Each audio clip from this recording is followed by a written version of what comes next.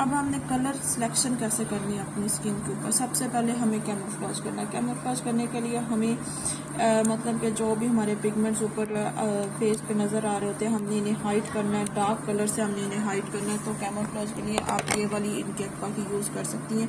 इससे बहुत अच्छी कैमोफ्लेज होती है और बहुत अच्छा रिजल्ट आता है।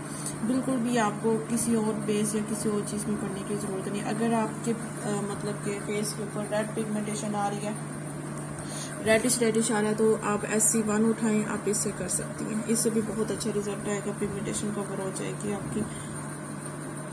डार्क स्किन से टीवी स्टिक जो है वो SC3 आप यूज़ करेंगी, ठीक है।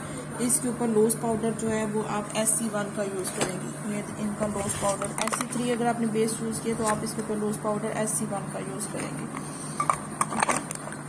इस तरह आपने वर्क करना है। अब इनका शाइनर आ जाता है जी। ये शाइनर है, एवरी है शाइनर। अब ये नहीं है कि अगर आपने एवरी ही बेस बनाई है तो एवरी ही शाइनिंग लगाएंगे, ऐसा नहीं होता।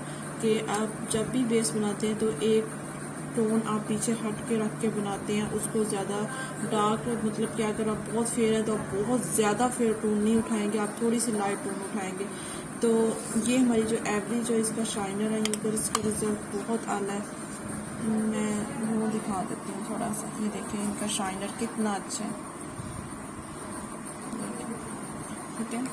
तो ये आपने एवरी जो अगर आपने SC3 और SC4 की बेस बनाई है और ऊपर टीवी पेंट स्टिक आपने एवरी का या एक्वा का कलर लगाया, तो फिर आप ऊपर एवरी का शाइन देख सकती हैं।